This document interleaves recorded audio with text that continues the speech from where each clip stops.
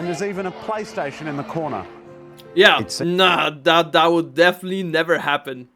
All right, we got another video you guys requested in the chat. This is why Finland schools outperform most others across the developed world.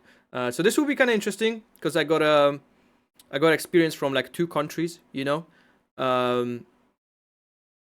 one being Poland, the second being UK. So it'll be interesting to like compare. I never seen a Finnish school or anything like that. It's 8 a.m. on a... Definitely will be interesting. Let's just make those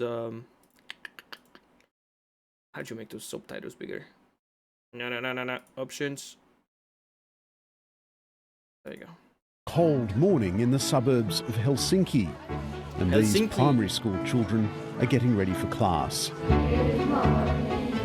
This morning's lesson, ancient history. Well, they are reading with pairs some text about Okay, it kind of looks quite similar to the Polish school I went Egyptian to. ancient life. They are reading, and then I'm gonna ask something. What did they find out from the book? I think we all are ready now. This is a school system that for years has been among the world's best. And then what about this gold one? Yeah, Minttu, please. Ja miehetkin niin molemmat on käyttänyt meikkiä. And yet these kids will spend half as much time in a classroom as Australian children. When you go to the first grade... So what is that thing that they're what is that? Is that for answering? I'm not quite sure what that is for. It seems like it's a lot more interactive. You know, in Poland, the school was kind of like, okay, read this and answer this. And in England, it was like, here's a video, watch this video while I mark your answers, you know? So When you go to the first grade, when you are 7 years old, the amount of hours is 20 hours a week. It's the minimum. And then it gets more hours the older you get, but it's still less than in many countries. In Europe or in the world. In Finland, it's individual teachers who decide how the curriculum is taught, including how much technology should feature in their classrooms.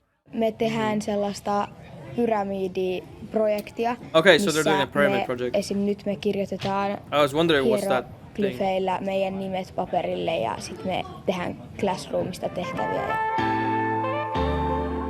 Okay, so I guess each teacher has more of like a freedom of what they're gonna teach or in what way they're gonna teach it, right? 11-year-old Mint. One thing that I straight away noticed, I don't know if it's maybe like a smaller school, but it seems like there's about 15 kids. 1, 2, 3, 4, 5, 6, 7, 8, 9, 10, 11, 12, 13, 14, 15, 16. Less than 20 probably, or around 20 students. In a lot of UK schools, it was close to like 30, 35 sometimes, at least in my school. To Latomaki asks to leave class to work at the school's own student-run cafe. You can go. Yeah, that's okay. Shut your books down.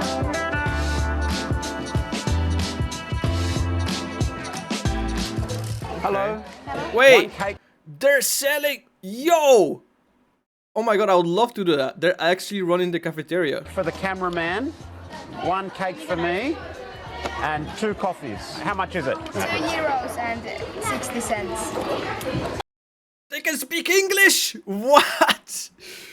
How much change? €2 and 40 cents. Petos. Perfect. Is there a tip jar? Do you have tips? No. No tips. Okay. I think that would be illegal. Maybe, I don't know. In Finland, school lunches, like books and excursions, are free. The kids select what they want, sit down with their friends and teachers to eat before they clean up after themselves. Do they wash their own dishes? The children rug up again to play outside. Some play a raucous version of soccer. Some play basketball, while others wait for the hockey rink to open. There are plenty of options for bad weather days too. The facilities in this school are just amazing. It seems a lot more free.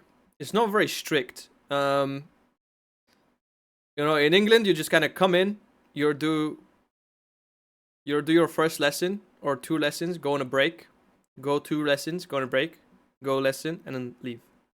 You know. But here it seems like you can run the cafeteria. Like what?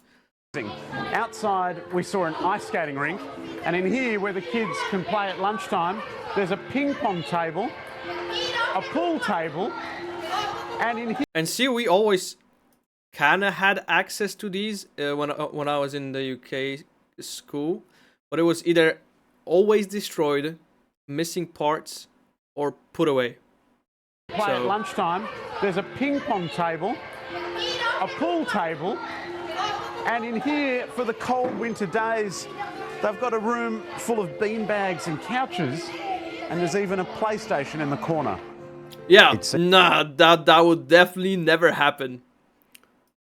That would definitely never happen. PlayStation in the corner.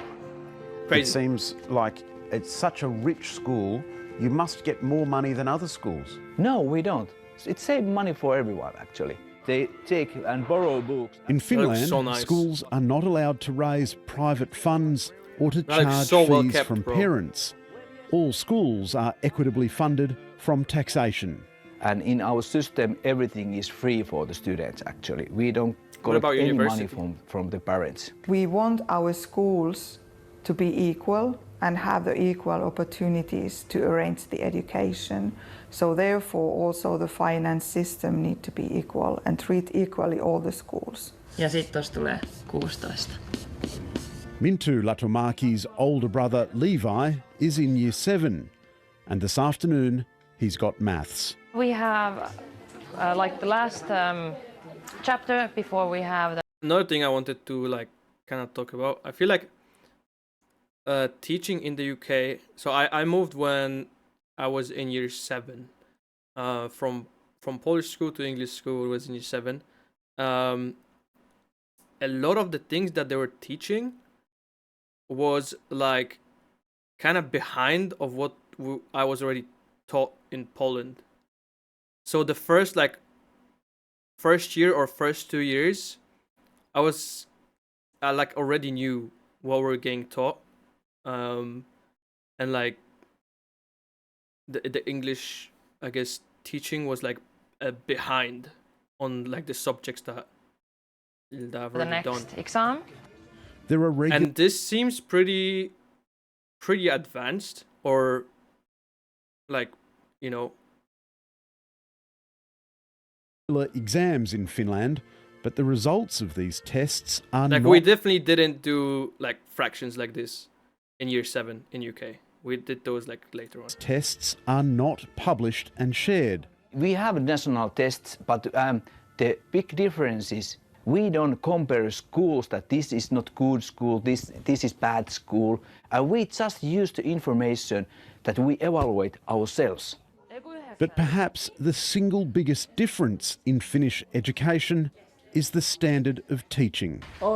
Levi's maths teacher, Una Arnes, speaks 5 languages and has postgraduate qualifications. So Damn. every one of us 5 we have to have languages. a master's degree to be teachers. So like for that's example, good. me, I'm math and chemistry and physics teacher. In Finland, a career as a teacher is highly sought after. To enter the studies in university, actually, it's really hard. They take something like 10% to study teaching. If you really want to be a teacher, it can't be. Wouldn't there be like a shortage of teachers then? If it's only like second or third, or I don't know what kind No, of option. top it has to be your 10%. first. I believe that they know what is the best for our children. I'm not a teacher, I don't have that education, so we don't interfere their work. In Finland, there's little anxiety about finding the right school for your child. We trust that they have very good school, so we don't need to do any research work or... I think that is not a question in Finland. Finland is a vastly different country with a tiny, homogenous society. But its education success must surely offer some lessons for Australia. I would like to say that try to build the system that you trust the people. And its investment in teachers seems an obvious place to begin. The society respects the teachers. It means also the parents respect the teachers and they don't question the teachers. And that's in Finland a really huge thing.